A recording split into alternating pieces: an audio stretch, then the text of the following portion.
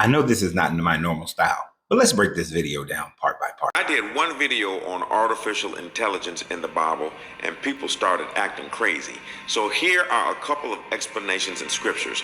First of all, you have to read the scripture with the right mindset, because many of the men in the Old Testament were given visions about the time that we live in.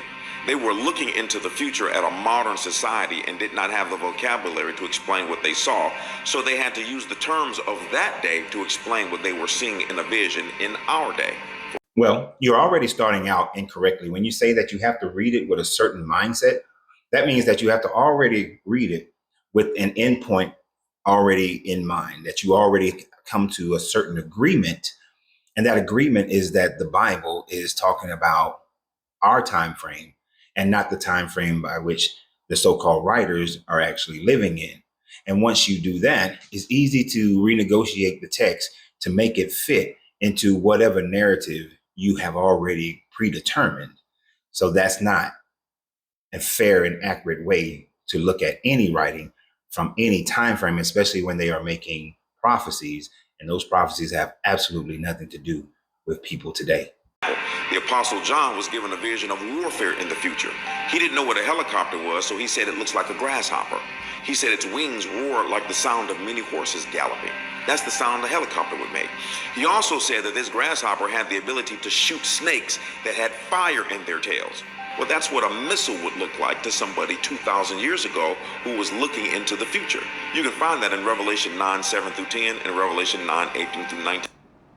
Well, the first thing that we have to recognize here is that although church tradition says that John the Apostle and John of Patmos are the same person, the scholarly consensus is that John the Apostle and John of Patmos are actually two different people. Because of the different writing styles that you find between the Apostle John and John of Patmos, that is one of the reasons. The other reason is because of some of the mistakes that are made in Revelations in Greek, whereas John the Apostle's writings seem to be more polished. It is most scholars' consensus that it was John the Elder who actually wrote the book of Revelations and not John the Apostle. But that being neither here nor there, the fact that he claimed that this one thing that John saw was of the same thing is another problem within his soliloquy here. Because when he speaks about the first instance of the locusts and them being helicopters, he is actually talking about what happens when the fifth angel blows his trumpet, and that fifth angel blowing that trumpet is when all the locusts appear. And then when he talks about the horses and them breathing fire or missiles, that is in reference to the sixth angel blowing his trumpet, which is when four angels are released on the banks of the Euphrates, and they have a 250 million man cavalry. And these are men sitting on actual horses as it is described. And then the tails of those horses have stingers.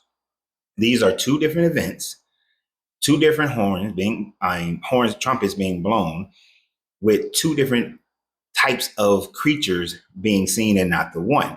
But with John of Patmos being written in the late first century to early second century CE, this is during a time under Roman occupation. One of the unfamiliar sites, but became familiar sites to the people in the Levant, is this, the catapult. And yes, the catapult or the onager, whichever terminology you want to utilize, since I play Rome Total War as a video game, looks similar to that grasshopper, doesn't it? Yes, it does. And if you've ever heard a battalion of onagers rolling, they sound like hundreds of horses, hundreds of chariots being driven.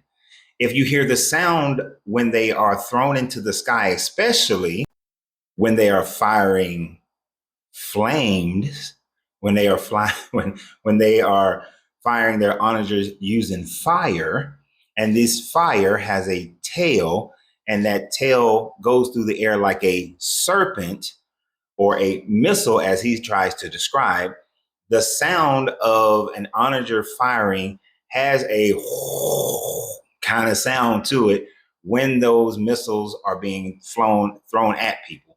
But there are some problems with this statement. because these stingers, these fiery stingers, are supposed to sting people and make them sick for about 5 months. So it would not be the onagers nor a helicopter missile if people are being sick for about 5 months.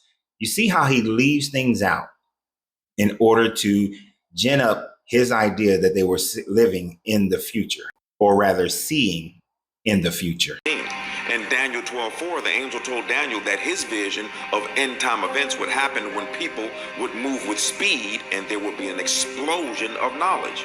An angel could not tell him it would be a time of technology and it would be a time of artificial intelligence, because that did not exist back then. So he had to simply say men will move with speed and there'll be an explosion of knowledge.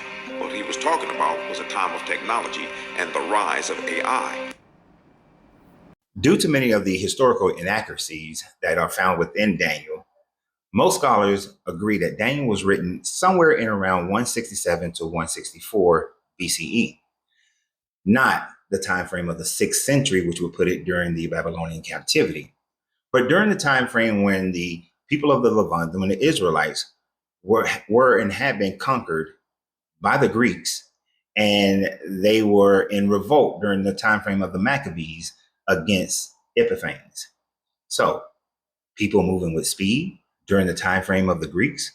Prior to that, Daniel and the writers of Daniel would have known about how the Persians were able to move quickly throughout Mesopotamia, quickly throughout Egypt, and quickly throughout Greece in their conquest for more world domination than they had ever seen in the time frame of the people who have been living around the 5th, 4th, and 3rd century BCE. So in this 2nd century BCE, seeing how swiftly the Greeks were able to move across territories all the way to modern day Pakistan was a demonstration of men moving at a much greater speed than they had ever moved before.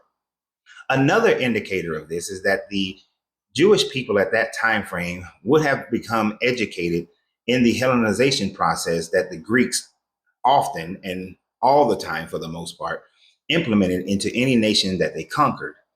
And in learning from the Greeks, they would have had an explosion of philosophical and historical knowledge and scientific knowledge that wasn't present in the Mesopotamia at that time frame. And one of those things that they would have learned that brought about great speed and increase in knowledge would have been knowledge of the Roman roads. Although Roman roads had not yet appeared in the Levant, by the time frame of the writing of Daniel in that 2nd century BCE time frame, the Roman roads had now reached Turkey. Yes, that's right.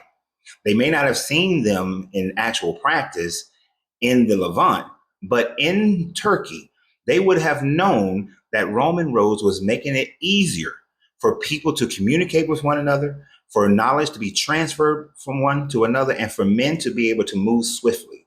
One of the greatest achievements of the Roman Empire was their Roman roads, which is what enabled them to conquer the vast lands and territories that they wind up conquering. 13, John said he was looking 2,000 years in the future.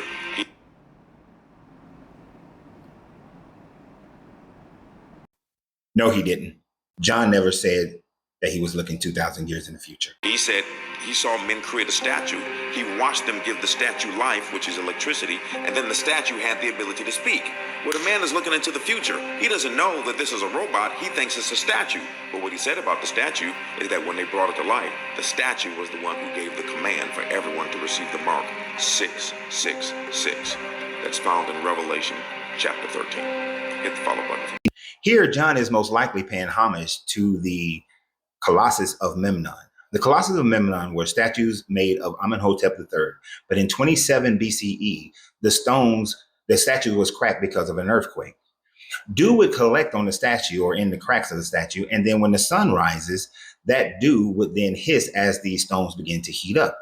And for over 2 centuries, people thought that these statues were speaking.